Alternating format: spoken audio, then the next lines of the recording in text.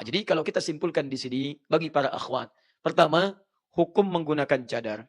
Persoalan pertama, tidak ada satupun dari kalangan ulama, ahli-ahli fikih yang mengatakan bahwa itu budaya di kalangan Arab. Cadar itu budaya, tidak ada pernyataan dari kalangan ulama manapun, dari ahli fikih, dari para imam besar. Itu pendapat, itu statement yang pertama. Jadi penting untuk diketahui supaya jangan sampai ada kesan bahwa itu bukan bagian dari ibadah. Jelas ya?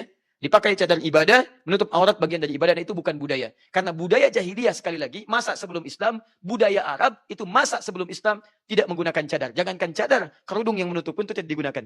Dia tidak tepat kalau ada statement mengatakan misalnya cadar itu budaya Arab. Paham? Kecuali kita robah, betul itu budaya. Budaya apa? Budaya Islam. Jelas ya?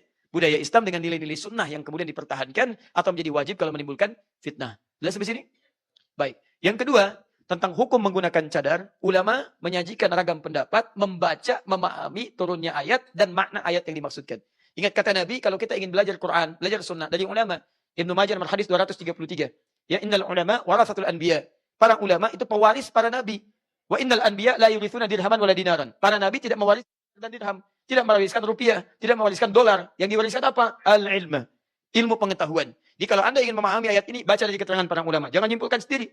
Apa kata para ulama? Hukum cadar itu silakan sunnah bagi yang ingin menggunakan.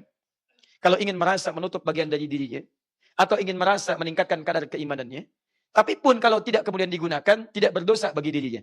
Karena sunnah itu dikerjakan berpahala, tidak digunakan pun tidak menghadirkan dosa bagi dirinya. Jadi yang bercadar dari sini akan baik bagi dirinya. Yang tidak bercadar pun baik pula jika ia pandang dengan itu nyaman bagi dirinya, tapi barangkali tidak lebih banyak pahala digunakan dengan yang bercadar. Tapi tidak berhukum dosa pada dirinya. Paham? Baik. Yang ketiga, jika dikhawatirkan dari penampakan perempuan melahirkan kesulitan-kesulitan bagi orang lain atau bahkan membahayakan bagi dirinya, maka wajib hukumnya seketika bercadar untuk melindungi dirinya dari keburukan-keburukan yang mungkin menimpanya.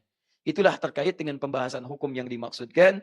Mudah-mudahan jelas disampaikan. Ayatnya sudah diuraikan, hadisnya disampaikan, keterangan ulama kami bawakan kitabnya, pendapat disampaikan, dan rangkuman sudah juga kami buatkan.